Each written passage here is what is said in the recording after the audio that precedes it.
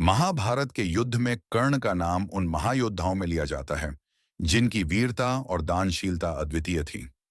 कर्ण केवल कुंती पुत्र और दानवीर ही नहीं, बल्कि ऐसा योद्धा था जिसे कोई भी सीधे परास्त नहीं कर सकता था। इसका सबसे बड़ा कारण था उसका दिव्य कवच और कुंडल, जो उसे जन्म से प्राप्त हुए थे।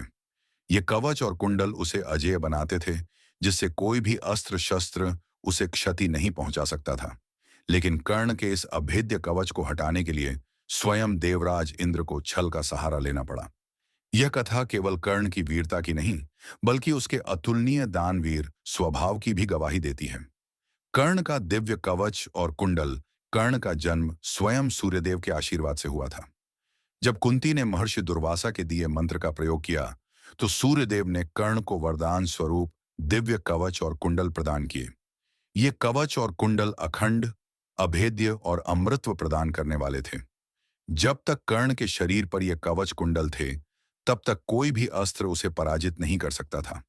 परंतु यही कवच और कुंडल महाभारत युद्ध के दौरान उसकी सबसे बड़ी परीक्षा बने। कर्ण की बढ़ती शक्ति और इंद्र की चिंता।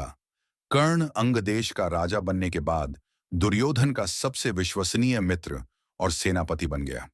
उसने परशुराम से दिव्यास्त्रों की शिक्षा प्राप्त की और महाभारत के युद्ध में उसकी शक्ति एक अनोखे स्तर पर थी। कौरवों और पांडवों के युद्ध से पहले देवराज इंद्र को झांत हुआ कि यदि कर्ण अपनी दिव्य कवच और कुंडल के साथ युद्ध करेगा, तो अर्जुन का पराजय निश्चित है। चूंकि अर्जुन इंद्र का पुत्र था, वे उसे बचाना चाहते थे। इसलिए उन्होंने एक योजना बनाई। देवराज इंद्र का छल इंद्र को झांत था कि कर्ण दानवीर है और कभी भी किसी को कुछ भी देने से इनकार नहीं करता। इसलिए उन्होंने एक ब्राह्मण का रूप धारण किया और कर्ण के पास आए। जब कर्ण अपनी दानशीलता के लिए प्रख्यात सूर्य पूजा कर रहे थे, तब वह ब्राह्मण रूपी इंद्र उनके समक्ष प्रकट हुए और बोले, हे महारथी कर्ण, मुझे तुमसे एक दान चाहिए। क्या तुम इनकार तो नहीं करोगे? कर्ण ने विनम्रता से उत्तर दिया, हे ब्राह्मण देव, मैं जन्म से ही दानवीर हूं। मुझसे जो भी चाहिए निसंकोच मांग लीजिए। तभी इंद्र ने अपने वास्तविक उद्देश्य को प्रकट किया, मुझे तुम्हारा यह दिव्य कवच और कुंडल चाहिए। कर्ण कुछ क्षण के लिए स्तब्ध रह गए। उन्हें तुरंत समझ आ गया कि यह कोई साधारण ब्राह्मण नहीं, बल्कि स्वयं देवराज इंद्र हैं। परंतु कर्ण के स्वभाव में कभी पीछे हटने की प्रवृत्ति नहीं थी। उनके मित्र सूर्यदेव ने उन्हें चेताया, हे पुत्र, इंद्र छल से तुम्हारे पास आया है। यदि तुम अपने कवच और कुंडल दे दोगे, तो युद्ध में अर्जुन के सामने कमजोर पड़ जाओगे। परंतु कर्ण ने उत्तर दिया, हे पिता, यदि इंद्र स्वयं मुझसे दान मांगने आए हैं, तो मैं इसे कैसे अस्वीकार कर सकता हूं? मैं अपनी पहचान को कैसे ठुकरा सकता हूं? कवच कुंडल का त्याग और शक्ति का ह्रास कर्ण ने बिना किसी संकोच के अपने शरीर से कवच और कुंडल स्वयं काटकर इंद्र को समर्पित कर दिए।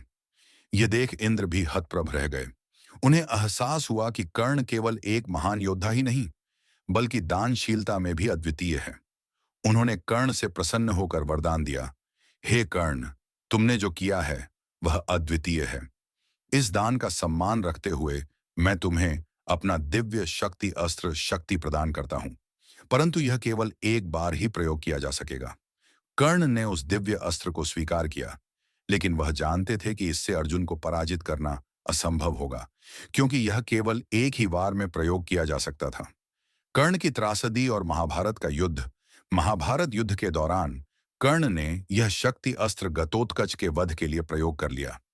घटोत्कच भीम का पुत्र युद्ध में अजेय हो गया था और कृष्ण जानते थे कि यदि वह जीवित रहता, तो कौरवों को भारी नुकसान होता। इसलिए श्री कृष्ण ने अपनी लीला रचाई और कर्ण को मजबूर कर दिया कि वह अपनी शक्ति घटोत्कच पर ही चला दे। इसके बाद जब अर्जुन और कर्ण आमने सामने आए, तो कर्ण के पास कोई दिव्य अस्त्र नहीं बचा था। उसका रथ का पहिया धरती में धंस गया और वह असहाय हो गया।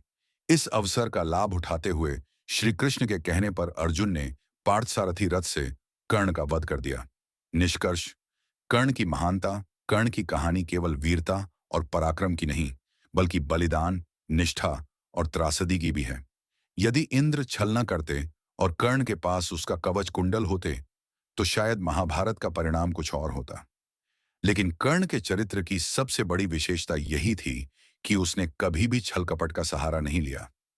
वह एक सच्चा योद्धा और महान दानवीर था, जिसने अपनी पहचान, जन्म और भाग्य के बावजूद अपने सिद्धांतों को कभी नहीं छोड़ा। इसलिए कर्ण केवल एक योद्धा नहीं, बल्कि इतिहास में सबसे सम्मानित और प्रेरणादायक पात्रों में से एक है।